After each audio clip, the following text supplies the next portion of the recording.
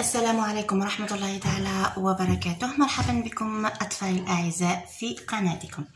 إذا اليوم حنديرو مع بعض الفرنسية صفحة 15. راح نقراو هذا النص مع بعض درجة بدرجة فقط حتى تحسنون القراءة. يعني القليل منكم من يحسن قراءة اللغة الفرنسية للأسف.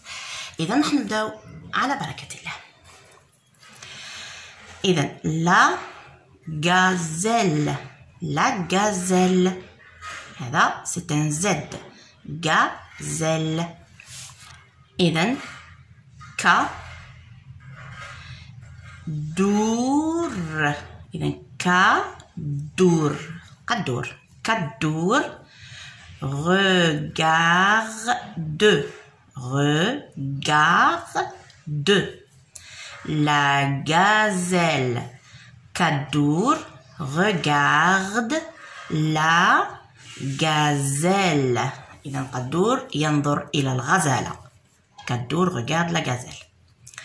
Elle est là. هذا c'est le verbe être. Elle ضمير هي هنا. Elle est là. هي هنا. Debout التيموية ما ينقراوش. Debout devant. إذا devant an ينقرأ on. إذا devant. Elle est là debout devant le rue. UI هذا UI ينقرأ oui. rue هذا saut 2S saut. EAU هذه EAU تنقرأ O. إذا rue saut. إذا elle est là devant le ruisseau. إذا le ruisseau أطفالي هو هذا البركة الصغيرة هذه. superbe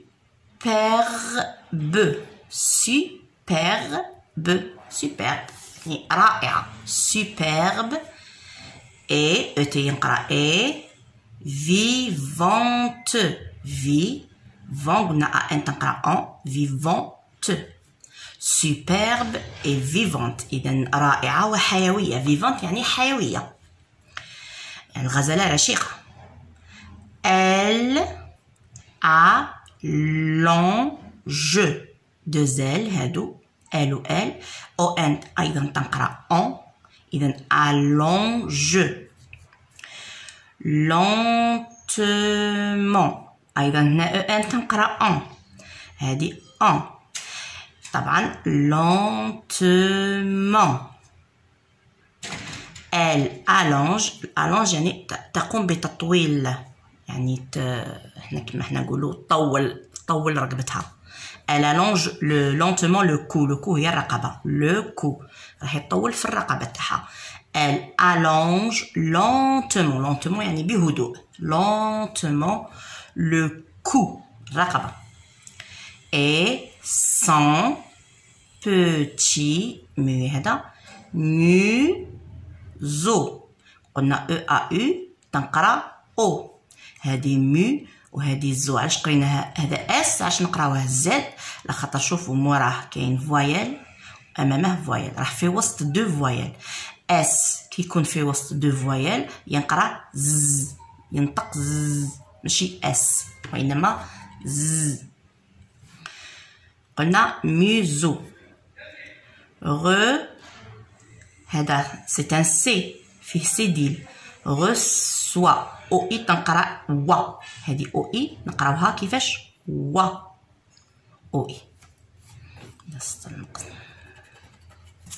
اذا reçoit. هذا سي ان سي. لو سي قدام لو او كيما هنايا ينقرا كو. قدام لو او اي قلنا او اي تنقرا و ينقرا كوا. لكن كي تشوفوا هذه الصغيره هاد الخمسه الصغيره هكذا هذه اسمها لا سيديل. يولي سوا. بدون لا سيديل ينقرا كوا. افيك لا سيديل ينقرا سوا. ديروها في راسكم. اذا قلنا reçoit quelque. نعاود نقراها elle allonge lentement le cou. إذن هتطول في رقبتها. Et son petit museau. museau هو أنفها الصغير. son petit صغير. museau أنفها. reçoit quelques ماذا؟ gouttes. إذا قلت goutte يعني قطرات. goutte هذا دي وهذا قلنا او ينقرأ او يعني دو الماء. لو الماء هو او وحدها هكا. او يعني ماء. quelques gouttes d'eau fraîche يعني منعش. إذن elle allonge le cou et son petit museau يعني أنفها الصغير تلقى قطرات quelques gouttes d'eau قطرات من الماء المنعش fraîche. إذن أمام لو رويسو هذيك أمام البركة هذيك الصغيرة أنفها يعني تلقى بعض قطرات الماء المنعش يعني كانت تريد ربما أن تشرب الماء. إذن elle se mouille. لاحظوا قلنا إي هذه إي وهادو دو زال او كي يكون كاينه إي وراء الآل هذه كامل تنقرا ي. إي إذن هذه مو ام او يو مو وهذه كامل ي. إذن موي يعني تبلل. elle se mouille le museau أنفها. إذن كانت تبلل أنفها. قلنا لو museau هو الأنف. le museau أنف الغزالة. إذن elle se mouille le museau. إذن أيضا ماذا تقوم بتبليل ماذا؟ تبلل le front. هذا تما ينقاش. le front هي الجبهة. تبلل جبهتها. إذن تبلل أنفها تبلل جبهتها le front. le poitrail صدرها يعني الصدر تاعها أو الجذع تاعها الصدر تاعها. le poitrail هذه تنقرأ و وهذا ت وهذا خاي. هذا لاحظوا هذا اي قلنا كي يكون اي هنايا يكون اي وراء الال في وسط الكلمه طبعا ينقرا ي يعني بواتراي. لاحظوا بواتراي قلنا الجذع تاعها. et bientôt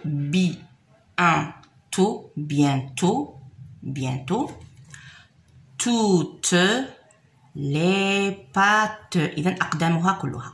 إذن elle se mouille le museau تبلل أنفها. le front جبهتها. le poitrail جذعها. et bientôt toutes les pattes أقدامها. نواصلوا. puis يعني وبعد ذلك puis la bête هي الحيوان يعني l'animal. la bête ولا l'animal كيف la bête regarde تنظر fixement يعني بإمعان. la bête regarde fixement من قدور يعني الحيوان يعني هذه الغزالة بدأت تنظر إلى قدور بإمعان fixement. elle commence إذن بدأت à s'agiter بدأت تتحرك يعني بسرعة s'agiter. إذن عفوا قلنا elle commence à s'agiter إذن بدأت تتحرك. c'est نقرأ إيه c'est pattes يعني أقدامها c'est pattes tronc أيضا تقرأ إذن tronc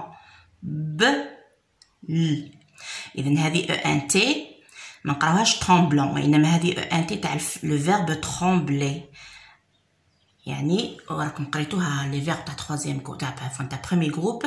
il avec S il tremble. ses pattes tremblent في بلاصة ses pattes c'est il avec S نقولو tremble. la terminaison تاعو c'est ENT donc هذه c'est une terminaison ما نقراوهاش. il إذا قلنا ses pattes tremblent. Elle frissonne. frissonne. إذا frissonne يعني ترتعش. elle frissonne يعني أقدامها ترتعش وهي ترتعش. Enfin, il caresse. caresse يعني يعني يمسح. il caresse la gazelle يعني قدور. il يعني قدور يعني يحك الغزالة. il caresse la gazelle. Elle n'a plus peur de lui. إذا لم تعد خائفة منه. Elle n'a plus peur de lui. Elle est encore toute. إذا elle est encore toute mouillée. قلنا هذه تنقرأ ي فيها اي يعني ي. elle est encore toute mouillée يعني هي مبللة. mouillée مبللة. c'est une bête هي حيوان fragile يعني حساسة. fragile. نعود نقراها لآخر مرة. إذا la gazelle. قدور regarde la gazelle. elle est là debout devant le ruisseau. superbe et vivante. Elle allonge lentement le cou et son petit museau, قلنا هو الأنف, son petit museau reçoit quelques gouttes d'eau fraîche. إذا gouttes d'eau قطرات الماء المنعشة fraîche. Elle se mouille le museau. إذا تبلل أنفها. Elle se mouille le museau, le front جبهتها, le poitrail جذعها et bientôt toutes les pattes. ثم كل أقدامها. puis ثم la bête regarde fixement قدور. إذا الحيوان أو الغزالة تنظر قدور بإمعان. تنظر إلى قدور. regarde fixement قدور. elle commence à s'agiter. بدأت تتحرك. ses pattes tremblent. elle frissonne. إذا ترتعش. هي ترتعش خائفة. enfin il caresse la gazelle. إذا يحك الغزالة. elle n'a plus peur de lui. لم تعد خائفة. elle n'a plus peur de lui. elle est encore toute mouillée. إذا هي لا تزال مبللة. mouillée. c'est une bête fragile. إذا هي حيوان حساس. إذا حنبداو نجاوبوا على الأسئلة تاعنا. أولا lis le texte. إذا نقرأ النص إذا قرأنا النص طبعا. puis écris la phrase. la phrase هي الجملة. puis écris la phrase qui correspond à l'image. إذا عندنا صورة. هذه الصورة. إذا نقرأ la gazelle. أو نقرأ السؤال أولا. où la gazelle est-elle debout. لاحظوا أين الغزالة هي يعني أين هي واقفة. debout. لو كان نروحوا للنص أطفالي لاحظوا باش نعلمكم كيفاش تحوسوا في النص. إذا لاحظوا elle est là debout. إذا قلنا debout واقفة. debout devant le ماذا قلنا تنقراوي ruisseau. أمام هذه البركة ruisseau. إذا هما شغلونا où la gazelle est-elle debout. أين هي واقفة.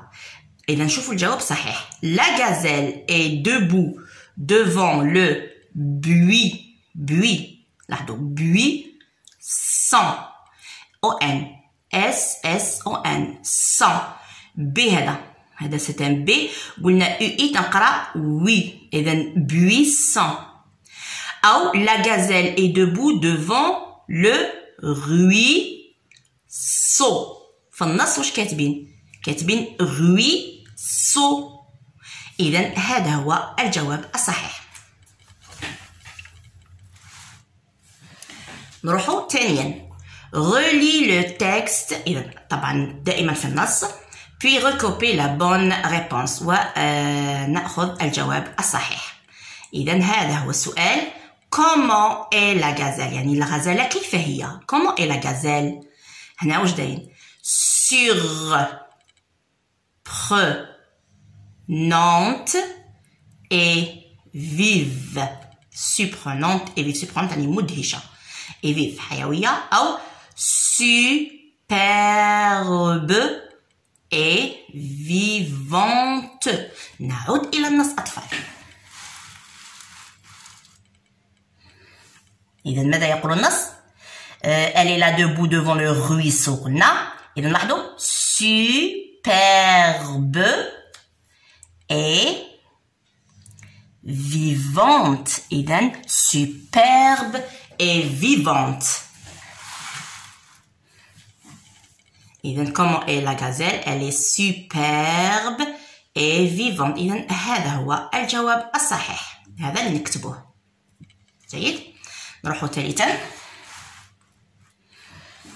Avec ta ou ton camarade طبعا مع أصدقاء trouve les mots du texte qui correspond aux images. إذا هذه الأسماء تاع الصور راهي موجودة في النص. مثلا هذا ما اسمه. La gazelle se mouille. لاحظوا la gazelle se mouille. إذا ماذا؟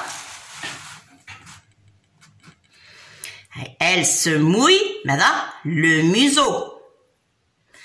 من بعد le front. Le poitrail. Et bientôt les pattes. Les pattes. إذن عندنا museau, عندنا front, عندنا poitrail وعندنا pattes. نشوفوا النص. عفوا نشوفوا الصور. إذن هذا كيفاش يسموه؟ هذا le front. Le front. هادو كيفاش يسموهم؟ هادو les pattes أقدامها. هذا هو الجذع تاعها يعني اسمه أو صدرها أو المهم هذا اسمه لو بواتراي. هذا هو اسمه لو بواتراي. أما هذا اسمه لو ميزو. قلنا أنفها لو ميزو. جيد. Pourquoi la bête regarde-t-elle قدور fixement? Que fait-elle? إذا علاش la bête الحيوان أو الغزالة regarde-t-elle fixement تنظر إلى قدور؟ لماذا؟ لأنها ماذا؟ طبعا لأنها خائفة. إذا la bête regarde fixement قدور parce qu'elle a peur. خائفة. Que fait-elle? ماذا تفعل؟ Elle s'agite. لاحظوا. إذا لاحظوا elle commence à s'agiter. ماذا تفعل؟ elle s'agite. تتحرك. c'est pas te tremble. أقدامها ترتجف. أيضا elle frissonne. يعني ترتعش. إذا que fait-elle? Elle commence à s'agiter. Elle frissonne. حطوا.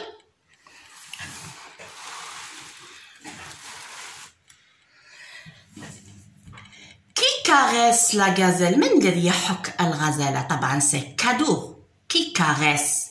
لاحظوا أطفالي كل الأسئلة موجودة في النص. لاحظوا ها هنا il caresse la gazelle. إذن على من نتحدث على من رانا نتحدث على قدور. إذن قدور اقترب من الغزالة وحك عليها. il caresse la gazelle. إذن qui caresse la gazelle. إذا قلنا qui caresse la gazelle c'est قدور. choisis la bonne réponse. إذا عندنا هذا le texte يعني النص raconte. إذا le texte raconte ماذا؟ l'histoire de la gazelle.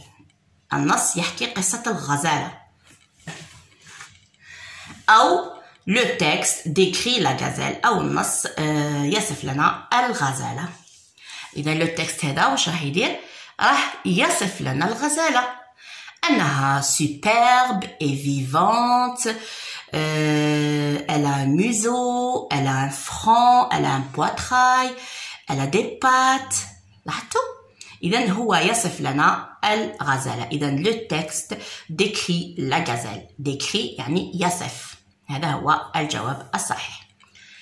أما هنا relis le texte. إذا نقرأ النص puis en deux phrases فقط، جملتين. présente la gazelle à tes camarades. tu peux faire un dessin. إذا تقدر ترسموا tu peux faire un dessin يعني ترسموا الغزالة وتعرفوها لأصدقائكم. مثلا نقول la gazelle est une bête superbe et vivante. نواصل.